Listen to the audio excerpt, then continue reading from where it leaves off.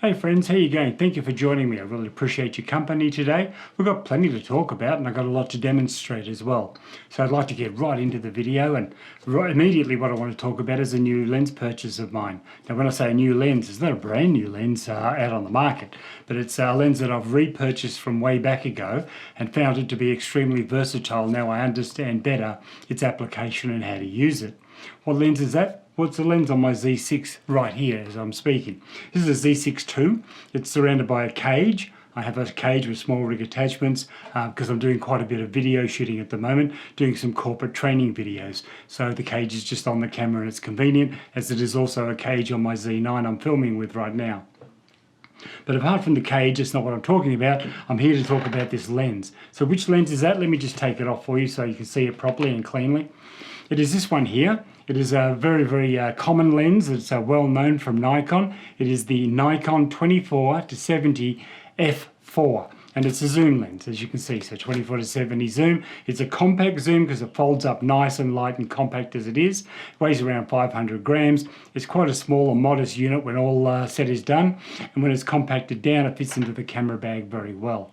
Now you might say, why did you buy this one? Well, I'll tell you why I bought this. I've had this in the past and I was trying to use it as like a primary lens. And then I found that at f4 it just wasn't always what I needed at the time. So having other lenses now that will compensate for that, and I'll just illustrate what I'm talking about.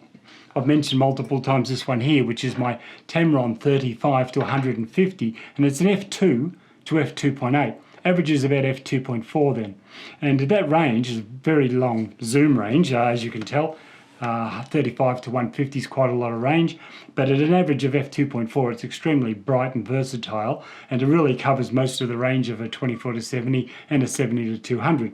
I've spoken extensively about it and I do really like this lens, but there are some features of it that aren't so great when you're just roaming around. One is its size and bulk. Comparatively there you can see, excusing the lens hood, I'll just take that off so you can actually see the lens itself. But you can see there that this unit here, the Tamron, is twice as tall. It's twice or three times, or almost three times as heavy, and it's quite a bulky and a weighty unit to carry around if you don't require that zoom range. So if I'm thinking that a 24-70 is all I need to have with me, then this is actually an excellent lens to take around because it's small and light and very versatile. And that's why I purchased it again.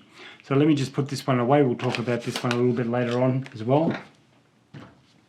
But in connection with this one, the thing I like about it a lot is I can quickly convert it to a 77mm filter just by using a little step-up ring, which I have on the end here. So if I just take that off, it's standard a 72mm filter, which is fine if you've got them. I just don't have many 72mm filters.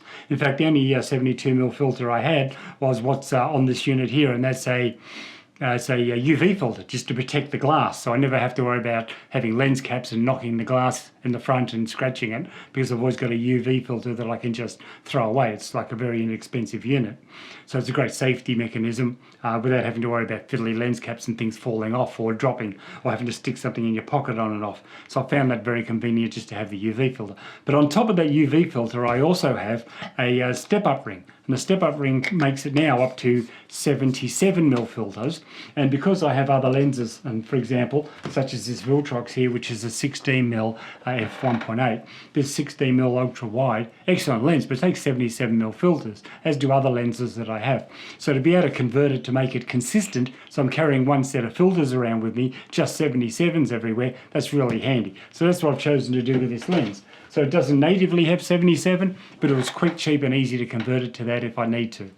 So anyway, in context of what we're talking about here, the lens is an excellent unit for travel, street photography, and general random, activities. So if you're out, you might be going to a festival, you don't know what to expect. This is a really awesome lens to have on. It's super sharp, the autofocus works really well, and it's actually a really excellent unit. It is an S-line lens. Remember, this isn't one of their budget, pancake lenses. This is actually an S-line lens. It has the weather sealing. It is a featured lens. Has the autofocus on-off switch, for example, and a really useful, versatile zoom range. So I'll just whack this back on the camera so everything's safe and sound. But when it's on the camera, you can see it's quite a modest unit. It doesn't take up a lot of space. Sure, when you extend it out, it's quite long, but then that's only when you're shooting at 70mm. If you're not shooting at 70mm all the time and you're down around 35-24, it's actually still very compact. Now, another feature that in the past that I was a little bit awkward about and wasn't very comfortable with was the fact that in order to activate the lens, that is to get it to function at all, you can turn your camera on, nothing's going to happen until you twist it to 24. When you twist it to 24mm, then everything activates and all the lights switch on and is functional. Now, back in the day when I first got it, I found that very irritating, and that's because I didn't realize the theme of it, like what's actually going on. The idea of this is you only compact it up when you're putting it away in the bag for storage, so it's small and compact. When you're out and about using the lens, whether you're shooting at 24mm or 70 or 50 or whatever it is, you don't have to compact it down to carry it around. Leave it at 24 so it is fully engaged and ready to shoot at any time, and then immediately as the action comes up, you quickly go take your photo and it's ready to go. You're not having to prime the lens before you use it. It's ready to go. And you can change it from 70 to 50, 35 to 24 as you like. And as long as you're shooting for the day, you're busy with the lens, just leave it out a little bit. It's not that intrusive or that much of a problem. And it certainly won't get damaged. It's a very sturdy lens. It is an S-line lens and built with a quality accordingly. So it's very robust. So don't be frightened to leave it out at the 24mm range and use it like that all day. The only time you're required to close it up and lock it out is if and when you're storing it away and transporting it. So that's something I didn't appreciate. When I first got this lens, I thought, well, you know, as soon as you finish using it for that photo, you had to compact it down. But that's not true at all. There's no necessity for that, as I say, unless it's for storage purposes. So just keep it left out at 24mm at its widest aperture and range, and then you can easily take a photo whenever you like. That also applies, of course, to the 14 to 30. So those who have had the 14 to 30, as I have, I've had it in the past, and that was another thing I found frustrating. Oh, you've got to keep priming the lens. You forget to do it. You want to take a photo quickly, and oh, what have I done wrong? It's not active. If I turn the camera off, no, it's just you didn't prime the lens out. So with that one, you can leave it out, engage it to 14mm, and just leave it at engaged mode until you're ready to pack it away and put it in the case to go home. Then you close it all up and seal it away. So as long as you leave it active at a whatever zoom range you wish, it's always ready to go and will function straight away. So just a little tip, something that I hadn't previously thought about, and it was shown to me by a gentleman on YouTube, and I thought, what a great idea. It had never occurred to me that that's what you should do when you're using the lens continually all day. So that was a great tip and made it actually worth re-getting again. Now, did I buy this brand new? No, I didn't. I actually bought it second-hand, and I bought it from Japan. So in their second-hand market, all their lenses are in pristine condition. They're all beautiful and like mint. And this was advertised as in mint condition. And it truly is. It looked like it had never been used. So it's still in its box with all the equipment and bags and plastic pouches and so on. And I was very happy with the purchase. I got it for around 640 Australian dollars, or just under 500 US, might have been 470 US dollars, 640 Australian. And that was a bargain.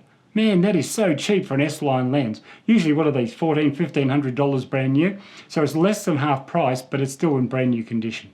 So I highly recommend getting them second-hand if you can find them. A lot of people buy them as a kit lens. They don't appreciate it, or they find that opening and locking thing disconcerting, and they sell them off thinking it's a lower quality lens, but really, you're just not understanding how to use it to its best advantage. So is the f4 an issue? Should I have bought a 2.8 version? Well, I've owned the 2.8 version of the S-line, the 2.8, and it was actually a very great lens, but it was quite big and bulky, and I found that the 2.8 really didn't help me that much. Most of the time when I'm shooting, for example, in a shallow depth of field and I'm trying to get portrait, I'm not using a 24 to 70 anyway. I'm usually using a prime lens like an 85. Or maybe a 105 or a 135. And then I'm also going to want to be shooting at something like f1.8 or perhaps f1.4. That being the case, the 2.8 really didn't make any difference. It wasn't that much of an advantage. So I found that for me, the 24 to 70 2.8 just wasn't worth the money that it cost. It was very expensive. It's about $4,000. And I can pick up one of these 24 to 70s for $650. Well, for less than a quarter of the price, it seemed more of a bargain and more practical for me. So it's all about horses for courses in your application. Maybe that extra stopper light meant all the difference to you in what you were doing. But as I say, if I want a brighter aperture, I'm simply going to use a prime lens. And that solves the problem for me. Also, of course, as I mentioned previously, I have this Tamron lens, which is 35 to 150, and it averages 2.5. which is even brighter than a 2.8 S-line lens. So for me, I have all that covered in this lens here, all my various primes, so the aperture was no concern or relevance to me. f4 was more than enough, and the fact that it's f4 across the zoom range is not a variable aperture lens, starts off at f4 and ends up at f6.3 or f8 or something, it stays at f4 the whole zoom range, made it very versatile and consistent. So I find that more than enough. I can just crank up a little bit of ISO, a couple of hundred ISO, or lower the shutter speed a little bit, and I get every the brightness I need. And let's face it, for 24-70, most of the application I have for this is I'm either doing like a corporate video where I want a reasonable amount of the information in focus and sharp, or I'm using it for landscapes where I'm using it at f8 anyway. So if I'm going to be shooting at f8, does it matter if it starts at 2.8 or f4? No. Doesn't make any difference at all. So f4 was perfectly fine and very useful for me. So I just sort of run you through why I got this 24-70 f4 zoom. People think of it as a kit lens. It is an S-line lens. Don't misunderstand how high quality it is. It takes beautiful sharp photos. The autofocus is snappy and there's no excessive distortion or issues with the image. So I highly recommend it again. Now I understand to use it with it just clicked out a little bit, and that gives you the option then of shooting whenever you wish without any delays or inconvenience. So that was my first thing to talk about, and I was hoping you found that interesting, because I really enjoy having these Nikon lenses whenever I can. So yes, will I buy aftermarket ones? Well, of course I will. I've got Tamron here, I've got a Viltrox lens here, the 16mm I was recently discussing on other videos as well. Excellent astrophotography or super wide for your landscapes. Brilliant lens. But Viltrox or Tamron or Nikon, I have them all. I have all different varieties. I'm just not exclusive. I like to be able to choose what I want and what I think is best value. So while we're talking about different lenses, I'd like to talk to you about some new releases from various companies. And the first one I'd like to talk about is a Tamron lens. It's a 12mm to 20mm f2.8 zoom. Now that's an ultra wide, isn't it? Usually you think about wides, you think of 14 to 24, and that's a very useful range. But this new one here is an ultra wide at 12, which is super wide angle, all the way to 20. Now, am I personally interested in getting this lens? No, I have no use of that. I have a wide enough lens at 16mm, and I found everything wider than that becomes so heavily distorted it's actually not a fun image, or I don't enjoy the look of it. Might be useful for real estate photographers. This is where I think something like a 12 to 20 would be great, when you're in rooms that are actually quite tight, or you want to get the full panorama of an open exposed room with the kitchen and the lounge and some auxiliary rooms as well, and you want that broad perspective to show the scope of the home inside.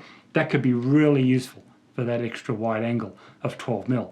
But for me, anything wider than 16 just becomes a bit of a nuisance. I like to take landscape photography, and if I take a landscape and I'm using it at, say, 14 or 12, what happens is it seems to stretch out the image such that the actual center area of the image, which you may very well be focusing on, there may be a waterfall, it may be mountain range, it may be a little forest or something, but what it does is it stretches it out so small and thin and looks like a little horizon line, and you can't make out any detail. So yes, you get a lot in the shot, but you get a lot of stuff you can't really define or have any detail of.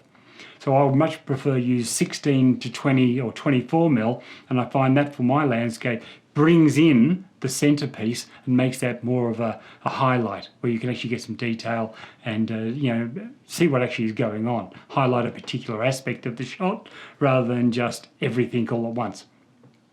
So for me, 12 to 20 is not of any use, but it's an interesting lens to talk about should that be your genre. So real estate photographers, you've got to love that. That's got to be amazing. The other lens I want to talk to you about is the Viltrox lens. It's a new Viltrox wide 26mm lens, and it comes from their new EVO series. So this is actually a very high-end series. It's not pro or anything like that, but it is a very good quality mid-ground lens. So EVO lenses, they're very good. I'm filming on an EVO lens right now. I'm using the 55 Viltrox EVO, and that's at f1.8. I'm shooting it at 1.8 right now for this video. So I wanted to demonstrate what an EVO lens looks like, and you're seeing it firsthand right now. So I did promise that I bought that 55mm 1.8 EVO Viltrox lens specifically for these videos. The format of 50 to 55mm, it's exactly the framing that I really enjoy. Creates very little, if any, distortion, and I really love the sharpness and the versatility of these lenses. It's a great lens also if I want to use it for doing portraiture. So if I'm a wedding situation or doing an official portrait shoot, headshots and so on, well, it's just nice to have that shallow depth of field, isn't it? So the 55mm EVO series is great. Right now, though, we're talking about this perspective 26mm. It's really a pancake lens. It's very, very small. Like I've shown you small Viltrox lenses before, like this one here, for example, which is a 20mm, and they make a 40mm little Air series lenses, and these are very small and compact. But this new one is about half the diameter of that. It's actually really, really small.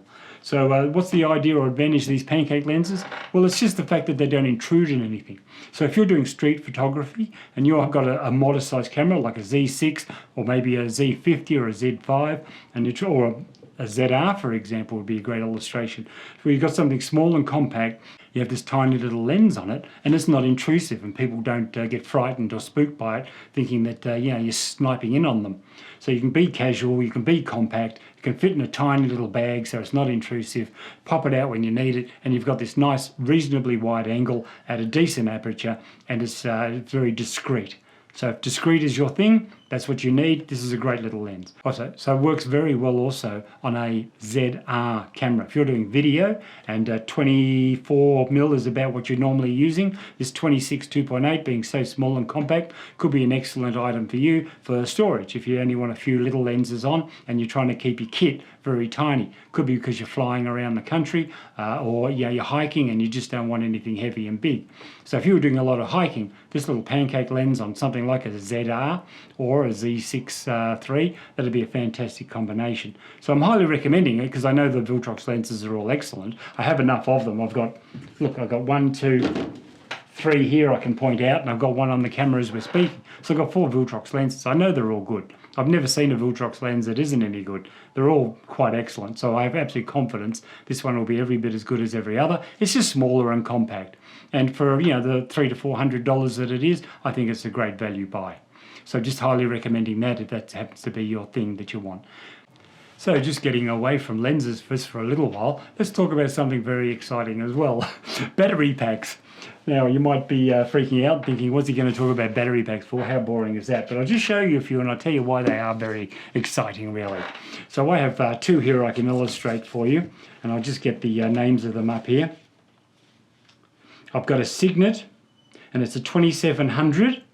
So the Signet is this one here. Signet, it's a 2700 mega amp hours, and it's 175 watts of power. It's a real little brick, isn't it? That's a beauty. If I turn it on there, you can probably see it coming on and firing up and telling you it's got 96% battery level, and this is actually a great little unit for plugging in. You've got your USB-A's, a couple of USB-C's, and you can power a laptop with this no problem at all for most of your day. It's an extremely great unit, excellent for your cameras as well. So if you're doing a lot of filming through the day, you don't have to carry 20 different batteries with you. You can carry this and a decent quality cable, and you can power your camera all day, no problem at all.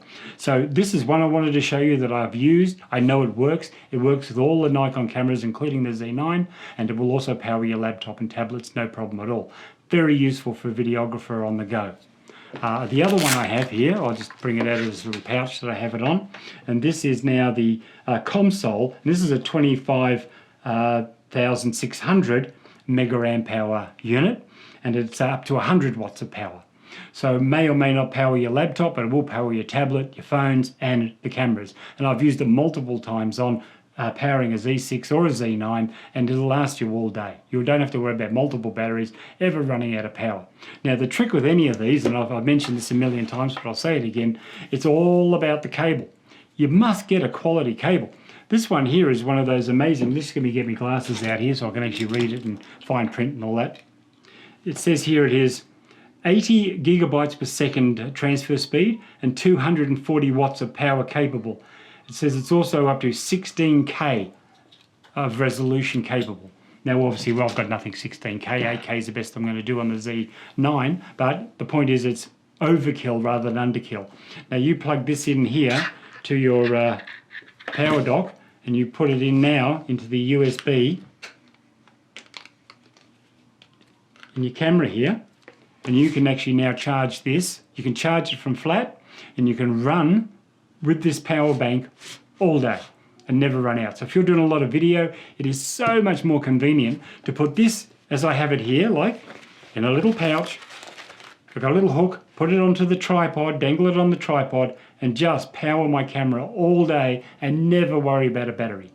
It's a great system to use, and I really highly recommend you getting some battery banks. It doesn't matter what brand it is, really, not important. Just don't buy the cheapest, lowest, budgetest one you can. Buy something of a decent value and a name that you've heard of before. And if you get a biggest size you can that's affordable to you, and these both are around, I'd say about $150 to $200 each, which is quite reasonable for what they are and what they do. You charge them up, they last you all day, you never have to worry about batteries again. And having two of them, why have I got two? I got one for the Z6 and I got one for the Z9 should I need them. So when I do corporate videos or weddings and I'm filming all day, the last thing I want to worry about is battery power, and these actually solve the problem. The only recommendation I give is please always get a really high-end quality cable. Spend the money. They might be $30 or $35 each cable, but you only buy them once, they'll last you forever. And also, here's the other thing. Forgetting just the fact that they transfer the power, these will now, you can plug them in and transfer the data, the video stream to your computer, and you're going to get super fast transfer rate. So transfer rate is really excellent, and the power usage as well, to have power all day. Look, it's really a must-buy, in my opinion, with photography and videography. Imagine doing time lapses overnight, and the camera's running all night, taking a time lapse maybe of your astrophotography in the evening or cloud patterns through the day. You'd never have to worry about your battery running out. You can just let it click, click, click, click all day or all night, and you're never going to worry about battery power. So I highly recommend that. I think it's a very useful tool. So next in line to discuss, we're going to go back to the Z6, for example, and it could very well be as relevant on the Z9 because I have exactly a very similar cage setup, and I also have these little mounts as well for handles. So I'm just going to run you through this. I think I have spoken about them again, but Small Rig will provide you these handles, which are very quick and easy to attach, and you'll have to excuse me, I'm doing this sort of bit backwards. There we go, I'm just going to put that on, tension that up, so it's safe. Do the same on the other side. Doesn't really matter which way around you put these as long as they're on. And here you go. Now I've got two lovely comfortable handles that also, and this is an interesting feature, you click them in and you can adjust the angle. You see that? So here, just with a simple click of a button, you can have them and they lock in to any position you should want very quickly, and it makes it very comfortable. So if you're doing low down video or up high video, you can adjust them proportionally, and you can get up nice and high now and film from above, and you're holding it and it's very comfortable and stable, and that's really important. So I'm encouraging people to get a proper camera rig if you can, video rig like this one, video cage, sorry, and also the handles, and they're very, very useful for your video. Like I've owned stabilizers before, like the Ronin SF4. They're very, very useful, great for stabilization, but they get very heavy in the hand. Often you're holding them with almost one hand and just balancing with the other, and after about a minute or three, your arms are just burning. They're so tired. So you know what would be great? Being able to have it very comfortable and stable. And the beauty of the handles is you get to dig your elbows into your ribs here, and you're supporting the weight. It's really not you holding it up with your hands. It's the angle of your arms dug into your chest here, into your sides, that's supporting the weight. You can hold this up and do video for hours. It's effortless. Use of a little monopod as well to take the weight off and have it on the ground as well, and so you're just balancing it if you like with the handles. That's another option, but it's super light and it's a lot less expensive than these expensive stabilizers, and of course they're very small to pack away and quick to disassemble. It's only a twist of a couple of buttons and off they come when you want to do that, but you can leave them on all day. It really doesn't matter. It doesn't interfere in your videography or photography. If you were to put this on a tripod, you could leave the handles on. What difference does it make? They don't weigh anything. It's not really intrusive at all. So just letting you know that for a quick on-the-go videography, having something like this that you can have beautifully smooth, stable video because you've got two hands making it nice and steady. This is a great system. If you're never sure that it was steady enough, take 2 takes or 3 takes. Don't just do one take and go, oh, well, there I got the video, hope for the best. Do it Ask the talent to do it again and even again and do it a couple of times, and then when you go and review the footage back later, you can check which was the most stable and best image for you. So I really do enjoy these items. I think they're fantastic. Another item you can get, and it all comes down to the same sort of mounting configuration, is one of these little handles. Now all of these things are relatively inexpensive, probably $70 a unit at the most, and this one here of course means that you can have that very good for down low. So when you're just skimming along the ground, this can be very excellent for very low ground footage of your kids or dogs, cats playing or whatever. Even little creatures and animals running in the field. If you want some low down video shots, panning for doing, for example, you might be doing portrait videos or something, and you can come down nice and low if the person's lying on the ground and get a nice stable video footage there, and it's very comfortable to hold. It's a lovely little handle from Small Rig. All this is Small Rig gear, and very, very inexpensive and very practical for video use. And the context I'm talking about videos because I'm actually doing video at the moment. That's what I'm doing for my work, so that's very handy. So I highly recommend these sort of rigs. I think they're actually, look, I'm not going to say they give better footage than a proper stabilizer. If you were using, say, like a Ronin SRS4, it probably gives a smoother image slightly, but for the bulk, the weight, the expense and the hassle of packing it and setting it up and all that balancing you've got to do and all the choices you've got to, oh my God, it takes so long. It's so much quicker just to grab this thing and turn it on, start shooting, and that's it.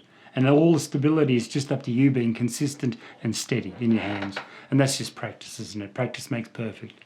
So I love it. Highly recommending buying these Small Rig units. It doesn't matter which brand. I don't care if you buy Small Rig or any other. I'm not affiliated with them. It's just what I've chosen. It's like anything. If you choose a brand, you got to choose a brand, stick with the brand, and everything's compatible, and you know it's going to fit and work. So you just make a choice, and then we'll go with that. So just to show you that branding is not the relevant issue here, I have something else to show you. This is a little bit awkward to show you on the table, I must admit, so I apologise for looking a bit awkward. But what it is, it's a belt system for carrying your gear. So I've got two satchels here, and they're all from Think Tank. And the belt that comes with it is from Think Tank. And the purpose or idea of this is that you put it around your waist, and you can carry two heavy lenses with zooms. For example, like the Z9 with this beast on it, that'll fit in this bigger bag, no problem at all. And then I can fit my Z6 with a 24-70 in this one, and I've got them safely tucked away. They're padded. It's like a camera backpack sort of way as far as they're safe, and it's on your torso for weight distribution. But the beauty of these things is holsters, they're really quick to get the cameras out of. So it's, you know, you're popping them out like a quick draw in the old westerns, you know what I mean? They're right either side of your waist, and you just pop them out nice and quick, whichever one you need. So it's not a lot of fumbling around. You're not trying to get things out of the backpack and spin it around or take it off on the floor. You just undo a zip, zip, bang, there you are. And in you go, and you're ready to go. I have shown these before, I've done a video on them, but I just wanted to show that you can have, I hadn't shown previously that I had two of them, one for a bigger camera here, and one for a smaller camera rig here. And on your waist, fantastic. And then of course you've still got your little shoulder straps, and you put them over your shoulders, cross them over, have one left, one right, and that's actually supporting the weight then as well, over your shoulders as well as your waist. And you'll have no trouble at all, no uncomfortableness all day. So it's a little bit bulky on the hips perhaps, but you know what the beauty is? It's the weight distribution, no sore back, and no contorting behind you to try and get stuff out of a backpack or putting things on the ground in a case. So having them on your side, on your hips, just like the old 6 guns in the westerns, having them that quick and accessible, that's a beautiful system. So Think Tank, another great brand of accessories, you know, think outside of the box, always make yourself safe and comfortable. So you've seen me with the cotton carrier rig where I carry the camera in the center of a holster. That's also a good rig when I'm doing birding because the lens and camera is so heavy. Z9 and a big, you know, 180 to 600, it weighs so much that by supporting that on your torso and your chest, it really makes it doable all day walking around with a lens and a camera combination like that. But this one for two lighter, smaller rigs is fantastic. So just something to think about, give you some options to choose and make sure that you're safe and comfortable. So lastly, and I don't believe leastly, is we're going to talk a little bit about lighting. Now, what am I referring to there? Well, I'm referring to things such as flash photography, for example. Now here I have a speed light, and everybody's seen these, doesn't matter what brand. I have Nikon ones and I have some Yongyo ones. Now this one here, normally it comes standard, as you see, like this. And I've seen people very often, and just excuse me, I'll just de-rig this thing so I can illustrate as if it was a photography rig.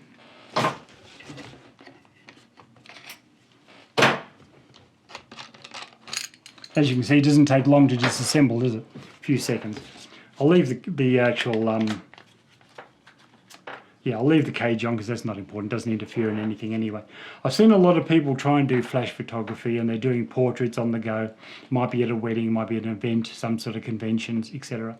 And they're taking their photos, and what they do is they have the light directly at the subject. Now that's very harsh and uncomfortable. So what some people will do is they say, okay, I need some form of diffusion. So what can I use? And this is a very common form of diffusion. Now I'm going to use this little rig that simply straps over like a giant rubber band.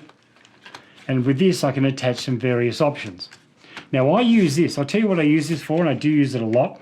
I use these magnets for these things here. Now if you can see that, you can see it's got an amber sort of filter in there, an amber gel. So that amber gel, I'll use this for backlighting. So I'll put that on there, and when I'm doing backlighting of a subject, and it won't obviously be on the camera, will it? So what I'll do is I'll have this on a light stand somewhere behind someone. So it'll be behind the subject and give them an amber glow, or it could be a red, green, blue, whatever colour I want. But that's what I use these for. They're actually very quick to exchange, so you can quickly change the colour in a blink of an eye with a different gel, and that's a great backlighting situation. So that's what I predominantly use these sort of things for. However, another way you can use them is you can use a diffusion dome. And again, it's the same magnet system. It's a class of product. So if you use one of these domes, and I've seen a lot of people use them for photography, what they're doing is they're thinking, right, I need some filtration. So what I'll do is I'll have this little bubble on, and what that'll do, that diffusion dome will soften the light for me and give me nice soft shadows in the background. Well, actually, unfortunately, I have to tell you that actually doesn't work. The idea of these is not for that purpose. There is simply not enough distance between the end of the diffusion and where the flash begins, the actual flash light at the surface here. So because that is so close, only about an inch or so difference, you're not getting much diffusion. You see, it's the distance between the light source and the diffusion which makes all the difference in how soft the lighting is, and how beautiful soft glow you get, and how soft the shadows are. The distance. So it's not about having just any old diffusion on the front and all of a sudden it's a miracle and it works. That distance is insufficient, no matter how much diffusion you have. All this will do is soften your light source. It'll make it weaker. So instead of being able to shoot at 50% power, you now have to shoot at 100% power. That's all that's going to achieve. You won't get much softer image at all. The idea of these, how they're actually designed to use, is as a bounce mechanism. So what this does now is, rather than the light just going bang straight up onto the roof, what it'll do, it'll spread the light around in a bit of a glow, and you're getting it bouncing from the wall, the ceiling, the cupboards, whatever that's white, and that'll help soften the image a great deal. And also it's not directly at the subject. So you're getting a softer shadows simply because of the fact that it's bouncing around all these other white subjects, and that's like creating the distance of diffusion. So this is how you use them, but you're using them with a ceiling or wall or something to bounce it off to create a larger surface area. Like this does nothing except weaken the light source. So I just wanted to bring that out because a lot of people just don't understand that. If I can illustrate again here, I have some diffusion panels here of various different strength. One of them here is very thin, one is thick. It doesn't matter which way around it is, but just to illustrate for the purpose of what would be ideal is shooting something of that sort of a distance away. So it would be about, let's say, 12 inches or 30 centimeters away, and there's a relatively decent filtration, but it's a larger surface area. See that surface area? That's the sort of thing you want. What you want is a surface area of diffusion that is at least 10 times the size of the actual light source. So you see here, you've got this much light area. The diffusion needs to be about 10 times that, and a good distance apart. Up like this does nothing. All it does is soften the light. Here, it diffuses. So just keep that in mind when you're thinking about diffusion, what actually works and what's just a complete waste of time. Let me give you another illustration here. This here is another light I have. It's an identical speed light as that, but I've used this one, and it's a very, very capable diffusion. It's a Rogue flash bender. It has a two fold combination, so the light goes inside a little softbox now. So there's a bounce card at the back, a white bounce card, and then it has a soft silk over the front, which creates a diffusion as well. So not only is it not directionally at the subject, it's bouncing up here, but it's creating its own wall, if you like. So rather than relying on a ceiling or a wall, this is the wall, this is the diffusion. And the beauty of this is you can point it straight at the subject now, and you've got some directionality with this soft light. So I find this very useful. Now, can you just pop this on top of the camera? Look, you could, but it's enormous and heavy. Normally I would put something like this on a light stand, and by having this mounted on a light stand, then you can position it where you want it, whatever angle you need, and it's a modest unit to bring around. It doesn't create a lot of issue with wind, so if it's a windy day, look, it's pretty much wind resistant that way, isn't it? And because it's relatively modest in size, it's unlikely to topple over and create an issue or an incident. So I would highly recommend something like this as a diffusion light source, and use that, and something like this.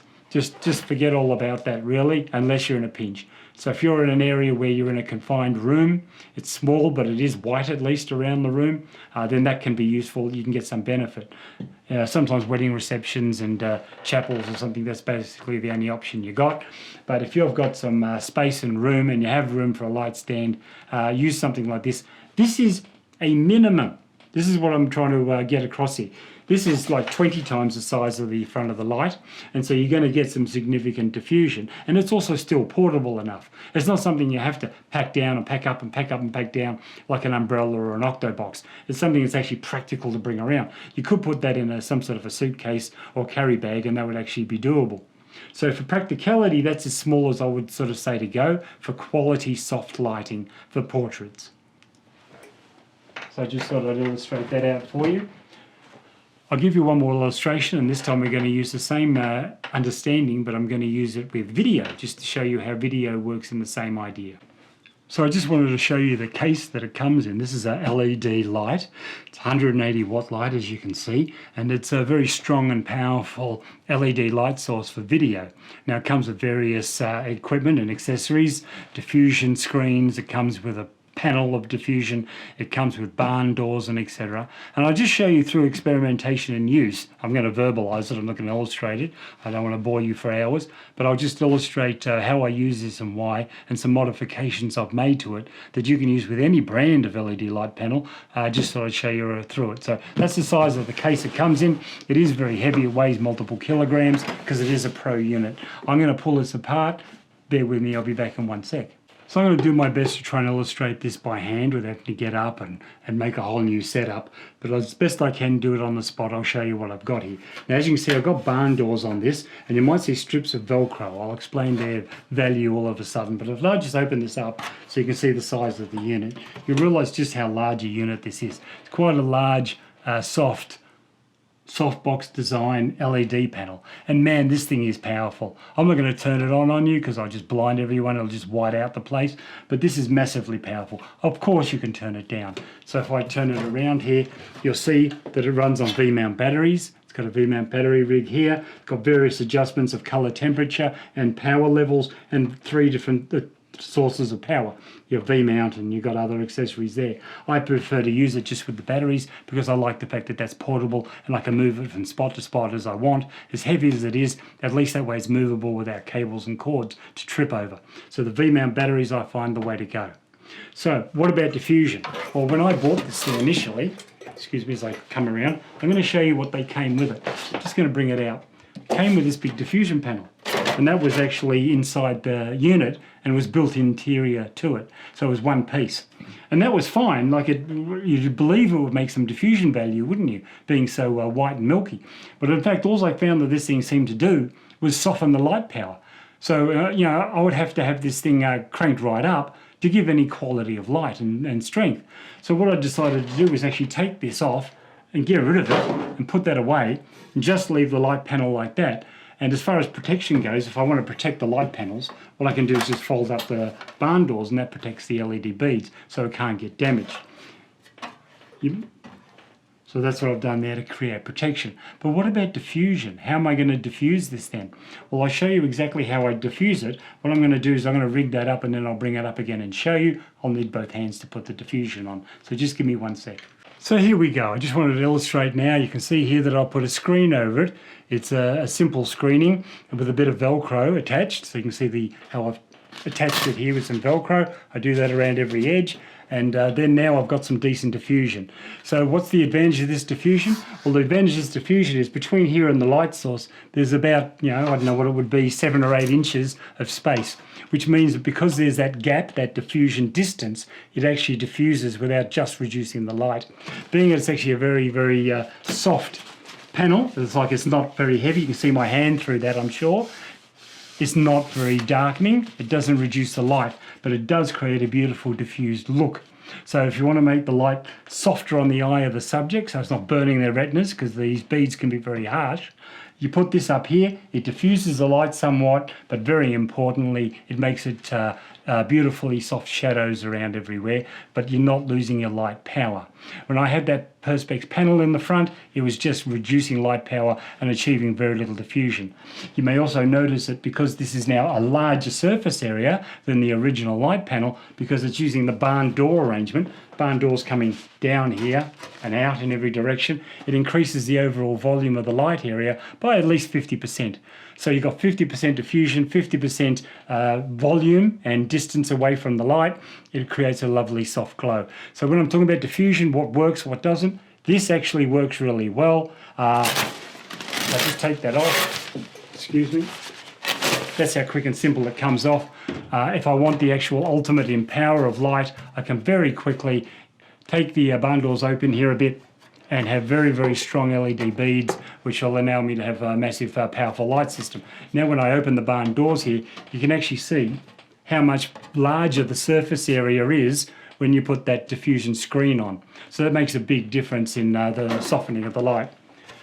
But it was important for me to show you that simply for the illustration purposes of what does work and what is useful, and so you're not fooling yourself or wasting your time with things that don't work. So it's not that, I'm not trying to say that buying something like this is a waste of time and useless. It has its purpose in a closed environment where you have white walls and you're bouncing it. But if you think just pointing that straight at a subject is going to work in any way, you're just fooling yourself and reducing the light power that you have. So it's horses for courses, but the bigger light source you can get, the more beautiful and soft it will be, and I think overall the better look. Also, the bigger the light source on the surface area, the less harsh it is on the eyeball of the subject. And believe me, if someone myself who does these videos at home, and I have LED light panels on me right now, if they are very, very specular and small and harsh, oh, you can get the light power out of them, but it's absolutely blinding on the eyes and you just can't stand even looking at them. And I can imagine some poor actor trying to do video work and remember his script, or even trying to read, if he had them, titles on the screen to read, or memory cards and so on, and the light is so bright he can't even see what he's trying to read. So prompt cards and so on wouldn't work in that situation. So try and soften the light for people, make it tolerable, and then everybody's comfortable and you get your best results. So thank you for putting up with that today. I hope that was some help and useful to you. Thank you very much for your patience and time. I always appreciate your views, your comments and your likes. Thank you. Have a great night. Bye.